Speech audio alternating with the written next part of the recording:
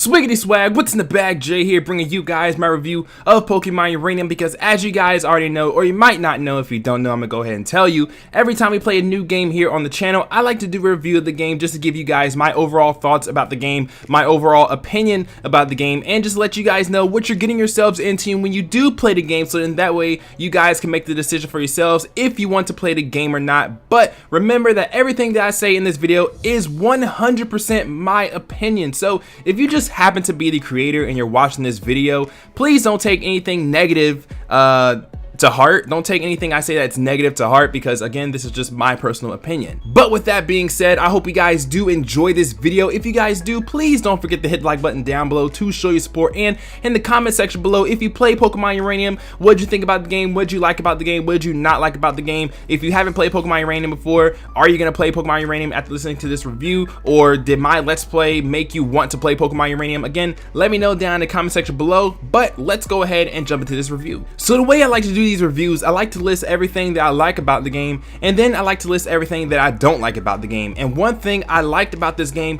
was the fake Pokemon that they had in here, or the Fakemon in here, and that's actually what drew me to the game, because I like playing games that have new Pokemon that I've never seen before, that I've not, like, you know, have new type combinations. It just makes everything more refreshing, more interesting, and a lot of the times the designs of the Pokemon are really good, and Pokemon Uranium has some really well designed Fakemon. The starters are really cool, the legendaries are really cool. There was just so many different Fakemon in the game, and they were all absolutely amazing. Along with Fakemon, we had some new Mega Evolutions as well. Arbok got a Mega Evolution. We had some new regular evolutions like Dunsparce and Primeape. They had evolutions in the game, and I just really enjoyed the design and the effort that the creators put in when they were making these Fakemon, and that's one thing I liked about the game. Another thing I liked about the game was the story. The story was actually really dark when it comes to Pokemon, because like when you start off the game, your mother is not there because she disappeared in an accident, and your father is doing his job, so he never gets to see you, and you're traveling around the region. You get to meet him, and then you have your rival who's following you everywhere, and then you got to complete the gym challenge or whatever, so then you can go take on the Tandor League. But then there's someone who's causing all these nuclear meltdowns. You got to figure out who it is, and it's like, oh my goodness, this is ridiculous. And the story was really good. It was a little bit cliche, and it was a little bit obvious as to who was causing all the issues once you actually step through the game and look at all the books and all the hidden files and stuff like that. Once you look through all that stuff, it makes sense as to who it is, and it's pretty obvious. But it was still a really good story. I really enjoyed it. Like, once all the stories started dropping, I was like, whoa, I want to play more of this game. And I think that's how a Pokemon game should be. When a game drops all the story, it should make you want to play it more, and this game was no exception. I really enjoyed the story of Pokemon Uranium. Moving on to things that I liked about the game, I like the fact that this game was based off of Generation 6 mechanics. So we had fairy types, electric type Pokemon couldn't be paralyzed, I think grass type Pokemon couldn't be put to sleep, all that stuff. Knockoff got a buff, steel types got a nerf, and I just like the fact that we were working with Generation 6 mechanics, because I'm not used to Generation 7 mechanics, and then anything else below Gen 6 is, except for anything below Generation 4 is just something that you don't really want to work with, because Generation 3 mechanics, there was no physical special split, so that would be really awkward to handle in a game like Uranium. And in Generation 2 and Generation 1 mechanics, those are just absolutely ridiculous, so you don't even want to play a game with those mechanics. But I just like the fact that we had Generation 6 mechanics, because that's the generation where I'm the most familiar with all of the mechanics, and then the second being Generation 4 mechanics, because that's when we got the physical special split. And you probably heard really loud noises outside. I don't know why there are loud noises outside, but anyways, I just like the fact that we have Generation 6 mechanics in this game. It was a lot easier to work with, a lot easier to figure out, what move is special, what move is physical, and I just like Generation 6 mechanics. Another thing I liked about the game, and this is probably like super small, but I just thought that it was a really cool thing to do. They actually had like backstory and lore to the legendary Pokemon. There are 2 legendary Pokemon in the game that are related to Heatran, and they formed Tandor or whatever. And then you had like other legendaries that had their own little backstory. The main legendary of the game had its own backstory and lore and stuff, and it's just really cool. It's small things like that that make a Pokemon game great, because it's just like that shows you how much effort the creators put into the game. So I'm really happy that the legendary Pokemon had their own type of lore. Probably one of the biggest things I liked about the game is that there were still steady bug fixes and updates with the game. Now, Nintendo did have a cease and desist when it comes to Pokemon Uranium, so I don't think the creators are gonna add any more excuse me, when it comes to like after game or anything like that. But as far as like the game itself goes, I know that there was a bug with the move Dazzling Gleam, where if you were in a double battle, Dazzling Gleam wouldn't hit both opponents. So they fixed that. They fixed like a nuclear ball disappearing in the menus or whatever. They fixed that. They fixed just a whole bunch of random things. I know I had an issue where Radio Acid was being treated as a physical move instead of a special move, and I would get like paralyzed or flame bodied whenever I would use Radio Acid, even though it's a special move. They fixed that. Some of the Pokemon have animations now as well. They fixed the Shiny Claws thing. They fixed the Dupes Claws as well. They just fixed so many things with the game, and I just like the fact that it looks like the game is more so fan driven.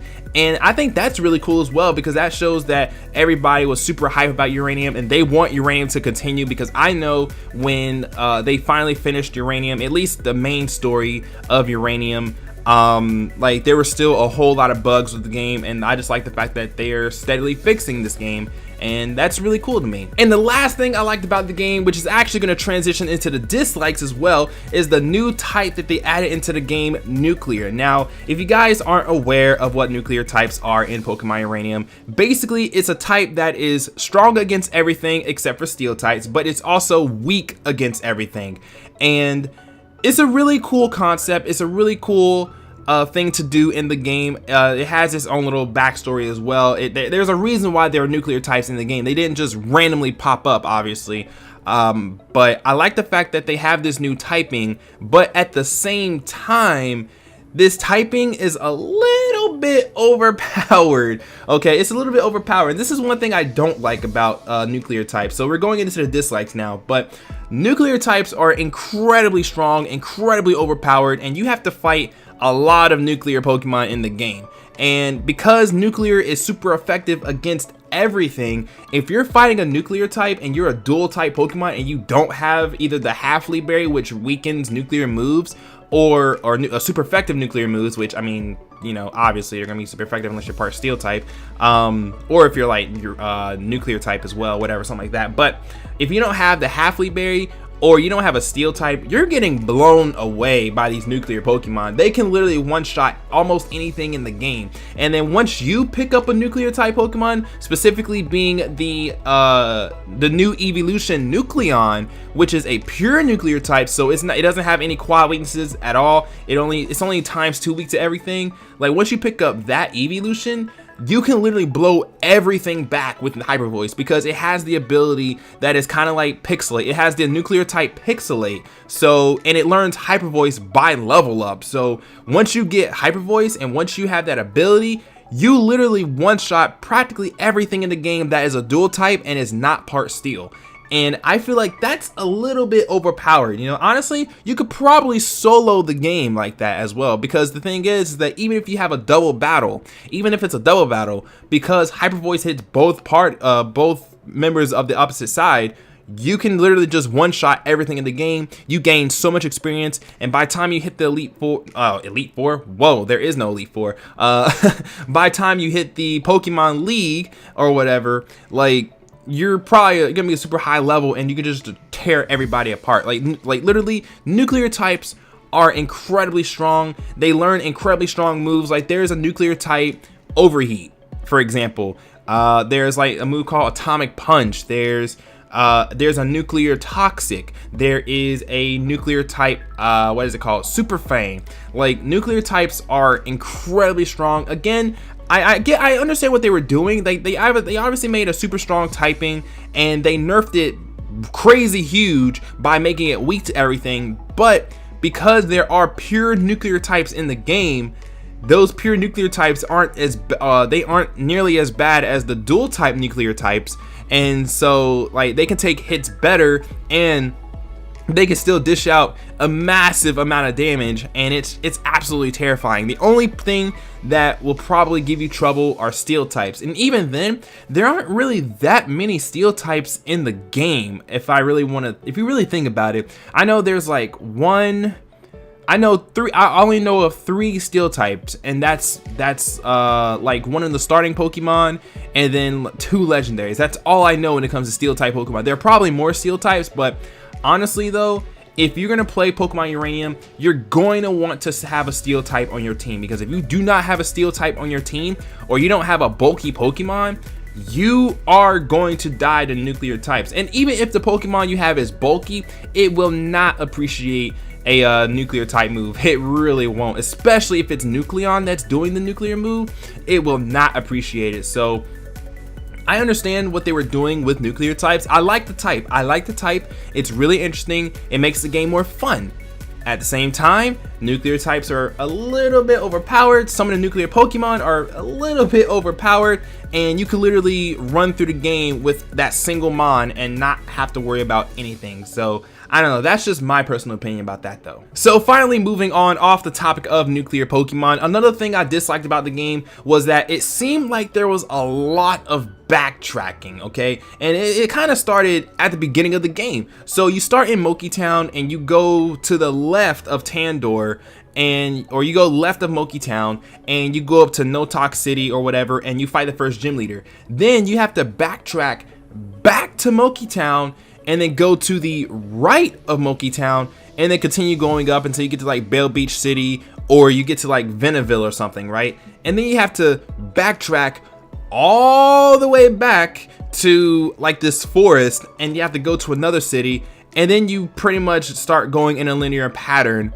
And then and then you get to Venesi, and then you go up to Silverport, and then you go up to Snowbank, and then you backtrack back down to Venesi to go to Tsukunami, and then you have to backtrack back to to West Tandor for the Pokemon League. There's a lot of backtracking in the game, and I don't like backtracking, especially with the fact that you get Fly so very late in the game, and they remedy this by having the subways. But the problem with the subway is that there's not a subway in every city. So for example, there's a city or there's a town in the game that doesn't have like electricity or something like that, or they don't have like modern technology, so you can't subway your way there. There's a couple other places you can't subway to, and it's just kind of difficult to travel through the game just a little bit. But and like I said though, as far as like backtracking goes, I don't really like backtracking. It's just something that I'm not really quite fond of, but that's just me though. So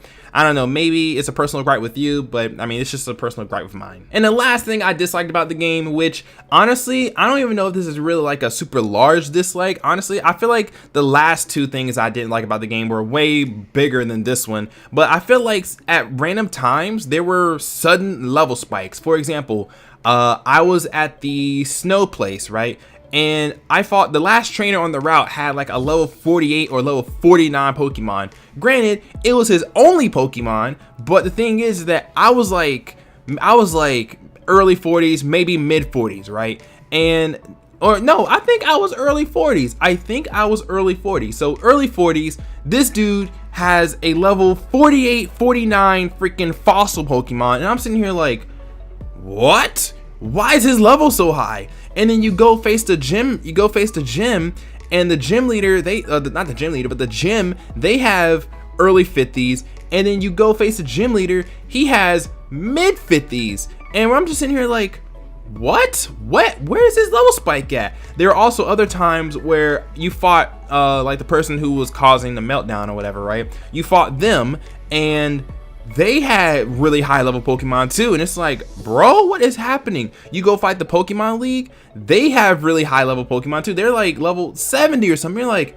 what? I'm only mid 60s. What is up with this spike? Where did it even come from? Like, I don't know. Sometimes it just felt like the game like had like random level spikes, and it felt like I was never truly prepared. The only thing that like got me through the game was by the time I got to Vanessa City, I had access to Nucleon, and so I was blowing everybody away with Nucleon. And then I lost Nucleon, and then I was like struggling for a little bit, and then I got me another nuclear type, and I was fine. But excuse me, but it just seemed like there were random parts of the game where the levels just kind of spiked a little bit, and I didn't know if it was one of those things where it's like, do I need to be training more, or like am I not battling enough trainers? Because I'm pretty sure I battled most of the trainers in the game, so I just felt like I was always under leveled, and I don't really like that feeling though. So I don't know, but that was just another little gripe of mine. And that about wraps up as far as what I like about the game and what I dislike about the game. But overall, I really enjoy Pokemon Uranium. I enjoyed playing Pokemon Uranium. I still enjoy playing Pokemon Uranium because I am doing the Uranium Penta-Op over on Nappy's channel, and I really enjoy the game. The game is really good. I highly recommend you guys go play it. I don't really know where you can download the game because all download links have been like, you know, destroyed or whatever, because, you know, Nintendo is Nintendo. So you might have to find some sort of other source for the game. I don't know, but I'm pretty sure if you look hard enough, you'll be able to find it, and you'll be able to play the game as well. Also, just to let you guys know, you might want to have a decent PC to run the game, or you might run into a little bit of lag when it comes to the game, which is kind of unfortunate. But at the same time though, that it's a .exe, or is it yeah, it's a .exe, so you know, there's that. But really good game. I mean, if I had to rate it on a scale like 1 out of 10 or something out of 10, I guess like 8.5 out of 10, maybe something like that. So really good game. I highly recommend it to you guys, but I hope you guys enjoyed this review. I hope this review was able to help you out when it comes to deciding if you wanted to play the game or not. Let me know down in the comment section below. If you played the game, did you like it? What did you like about it? What did you not like about it? If you've never played the game before, do you want to play the game? And what do you like about the game? Did my playthrough inspire you to play the game? Let me know in the comment section below. If you enjoyed this video, don't forget to hit like button down below. If you enjoy the content here on the channel and like see more from me, hit the subscribe button and be sure to ring the little bell as well. But with that, I'm gonna go ahead and get out of here. Thank you guys for watching and listening, and I'll see you guys next time. Peace.